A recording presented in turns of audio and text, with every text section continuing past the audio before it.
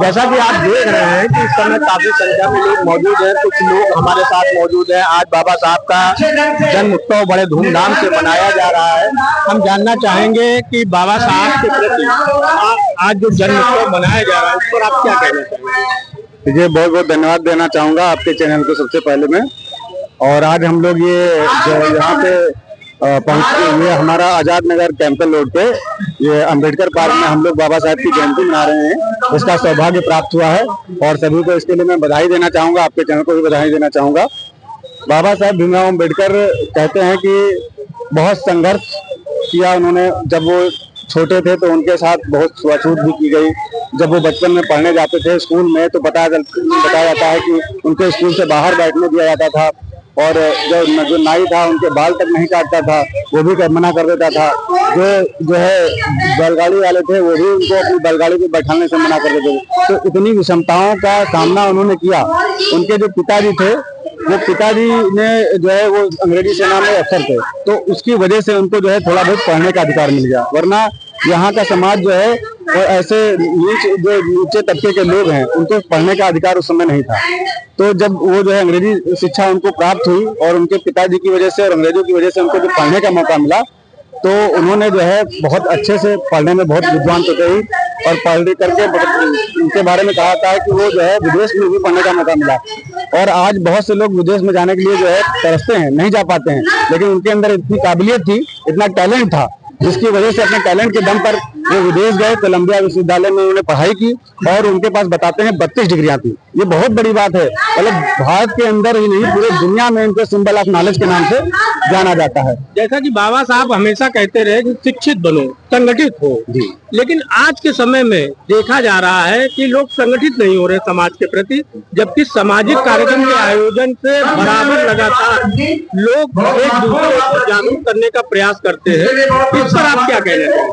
Actually सबसे बड़ी बात है कि हमारा समाज जो है अलग अलग विचारधाराओं में बटा हुआ है। उसकी विचारधारा अलग है। अपने परिवार में ही अलग विचारधारा के लोग हैं। एक मनुवादी विचारधारा है, एक अम्बेडकरवादी विचारधारा है। जब तक हम अम्बेडकरवादी विचारधारा और बुद्धवादी विचारधारा पे नहीं आएंगे, एक लोग नहीं होंगे, तब तक ये समस्या बनी रहेगी। तो सबसे पहला हमें काम यही करना है कि एक विचारधारा और जो है पे काम करेंगे। हम लोग एक विचारधारा से काम करेंगे तो सारे लोग एक हो जाएंगे और सभी जो है संपन्न हो जाएंगे। तो जैसा कि आपने देखा कि यहाँ पर काफी लोग एकत्रित हैं और शिक्षा के ऊपर इनका सबसे बड़ा फोकस है कि समाज को शिक्षा हासिल करनी चाहिए और शिक्षा ही एक ऐसा मार्ग है जो किसी को आगे तक ले जाया जा सकता है। इस प्रकार की खबर के लिए बने रहे प्राइम भारत न्यूज पर। संघर्ष किया है उसके लिए भी आपको बधाई। इसी तरह आप लोग कार्यक्रम मनाते रहें, आपका परिवार तरक्की करता रहे। मेरे तरफ से शुभकामनाएं, मंगल कामनाएं। एक सूचना, 12 मई को परिवर्तन चौक पे बुद्ध पूर्णिमा मनाया जाएगा शाम को 4 बजे से। वहाँ पे माननीय राम अवतार भैया ने खाने पीने की भी व्यवस्था करा रखी है। पूरी सब्जी, छोला, चावल, आपको घर में खाना नहीं बनाना पड़ेगा। आप आइए, कार्यक्रम में शामिल होइए, खाना खाइए, फिर अपने घर जाइए। यह जानकारी देते हुए हमें अपनी बारी। मेरी इच्छा है साहब। हाँ रमा, अगली बार मैं इलाज के लिए तुम्हें अमेरिका ले चलूंगा। यही ठीक होगा। अमेरिका और इंग्लैंड नहीं, पंढरपुर। मैं पंढरपुर के विठोबा के सामने सिर नवाना चाहती हूँ।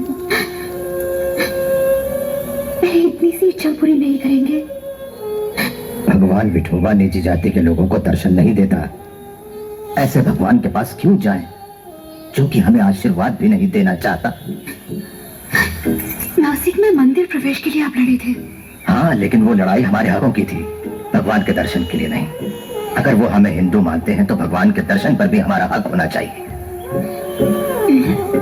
मैं और अछूतों की तरह दूर से दर्शन कर लूंगी। नहीं नहीं रामा, नहीं। समझने की कोशिश करो राम। जो भक्तों के बीच भेदभाव करें वो भगवान नहीं, पत्थर है। हमारा भगवान हमारे हृदय में है। उस भगवान के पास जाकर हमें अपने आप को छोटा नहीं करना चाहिए, जिसे हमारी परवाह नहीं। अपने पंढरपुर हम खुद बनाएंगे रामू।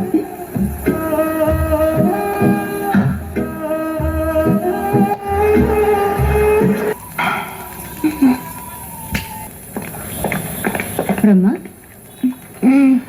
पी लो इसे, अच्छी हो जाओगे। नहीं, जल्दी से अच्छी हो जाओ, मैं तुम्हें अच्छे से अच्छे डॉक्टर को दिखाऊं। जरूरत नहीं।